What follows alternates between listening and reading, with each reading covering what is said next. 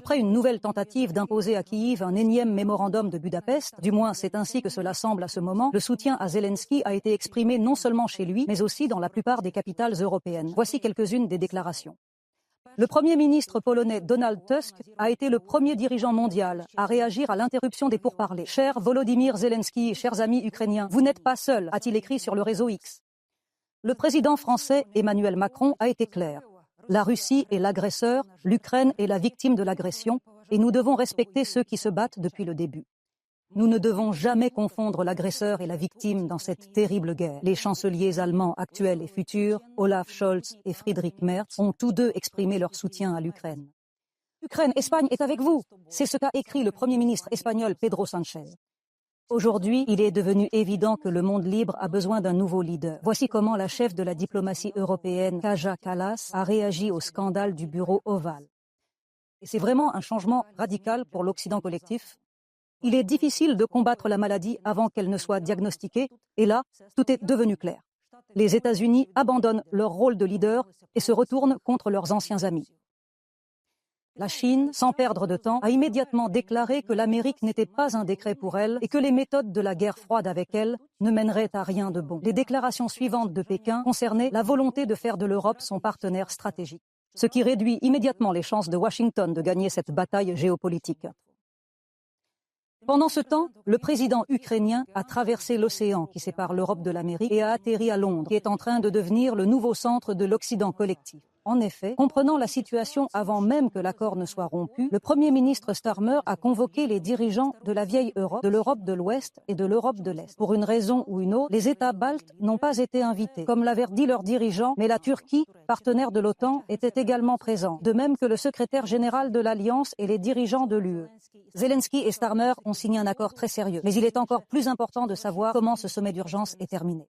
Une Europe unie deviendra-t-elle le nouveau leader de la planète dont parle Kaja Kallas? L'Amérique sortira-t-elle de son ombre?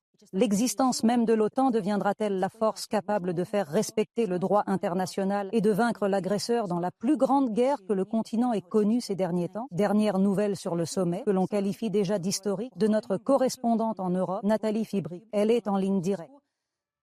Nathalie, je te félicite. Alors cette rencontre à Londres a-t-elle répondu à toutes ces attentes? Bonjour Ala. Eh bien, vraiment, tous les événements qui se sont déroulés ces derniers jours ici en Europe ont été observés avec horreur. Tout cela ressemble simplement à un tremblement de terre euro-atlantique de 10 points. Et le sommet ici vient littéralement de se terminer. Les leaders font maintenant des déclarations. Et donc, le Premier ministre britannique Keir Starmer a accueilli à Londres aujourd'hui des figures politiques clés dans un ordre d'urgence, les leaders de la France, de l'Allemagne, de l'Italie, de la Pologne, les chefs de l'UE et de l'OTAN. Et en fait, ce sommet était initialement prévu comme européen, mais il est finalement devenu intercontinental.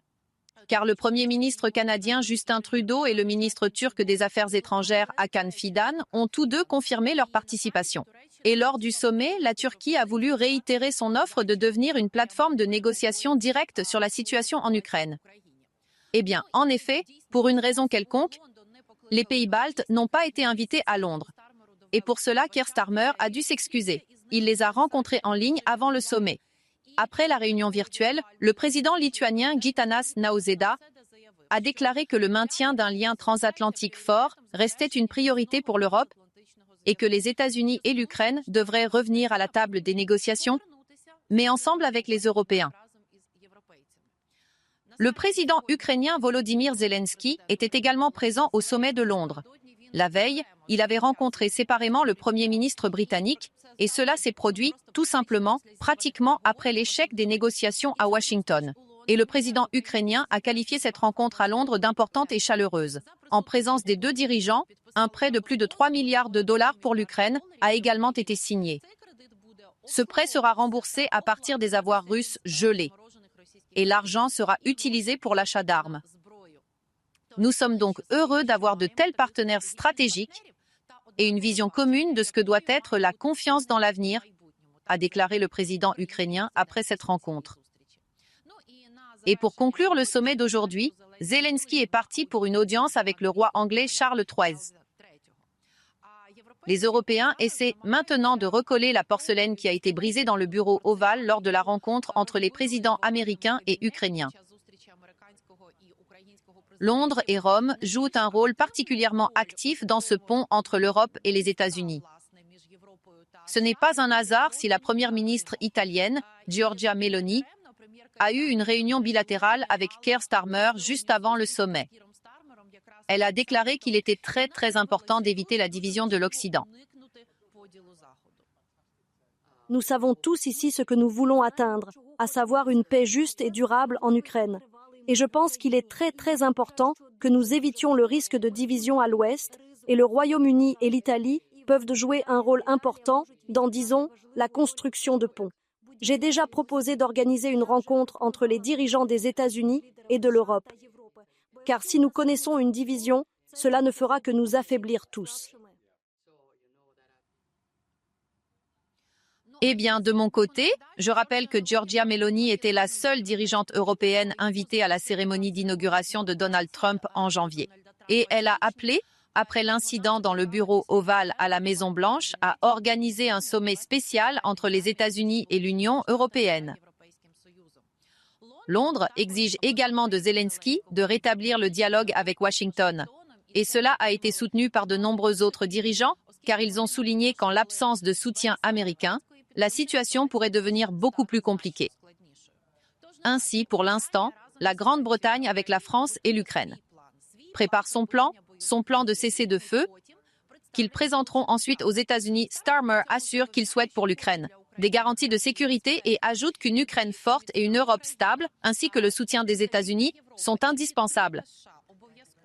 Ce sont là 3 éléments clés d'une paix durable. Ainsi, après le sommet, qui a duré environ 2 heures, Starmer, lorsqu'il est sorti devant les journalistes, a déclaré que la coopération avec les États-Unis reste une priorité, mais qu'il est déjà nécessaire de fournir une aide renforcée à l'Ukraine. Alors, écoutons ce qu'il a dit. Nous allons immédiatement intensifier notre aide, notamment en envoyant des avions et des troupes sur le terrain. Mais pour réussir, ces efforts doivent être soutenus par les États-Unis. Nous avons convenu de rencontrer très prochainement le président américain pour travailler ensemble jusqu'à ce que nous ayons un plan commun. Ce n'est pas le moment de parler pour ne rien dire. C'est le moment de s'unir pour une paix durable. Alors l'Europe se réveille. C'est ce qu'a déclaré Donald Tusk aujourd'hui après la réunion. Dans la plupart des cas, la position est unie. Cependant, bien sûr, il y a des exceptions dans l'Union européenne, comme la Hongrie, la Slovaquie, qui menacent de bloquer le soutien à l'Ukraine lors du prochain sommet européen le 6 mars. La Slovaquie a déjà déclaré qu'elle mettait fin à tout soutien financier et militaire à l'Ukraine et exige de Kiev qu'il rétablisse le transit du gaz russe. Ainsi, pour contourner le blocage des pays européens pro-russes, les dirigeants européens créent ce qu'on appelle une coalition de la volonté pour soutenir l'Ukraine. Et bien sûr, en même temps, l'Europe essaie maintenant de renforcer sa propre défense. Et la présidente de la Commission européenne élabore un outil pour dépenser plus efficacement et plus facilement des fonds pour créer une force de défense. Donc, la solidarité avec l'Ukraine, la mobilisation de ses propres ressources militaires et industrielles et les tentatives de rétablir un dialogue avec Donald Trump. Voilà les principaux signaux du sommet de crise d'aujourd'hui. Et ce qui est intéressant, il y a une analyse selon laquelle Londres et Paris ont en fait renversé le plan de Donald Trump.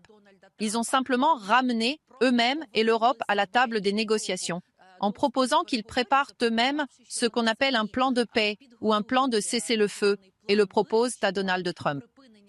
Il sera donc intéressant de voir comment Washington réagira à cela, puisque jusqu'à présent, le président américain se présentait comme le seul artisan de la paix. Mais maintenant, il y aura aussi une certaine proposition venant d'Europe. Donc, l'Europe se réveille vraiment. Je suis tout à fait d'accord avec vous, Natalia. C'est vraiment très intéressant. Merci. Suivons l'évolution de la situation. Notre correspondante en Europe, Natalia Fibri, nous parle du sommet d'urgence de Londres, de l'aide à apporter à l'Ukraine et de la volonté de maintenir l'unité de l'Occident.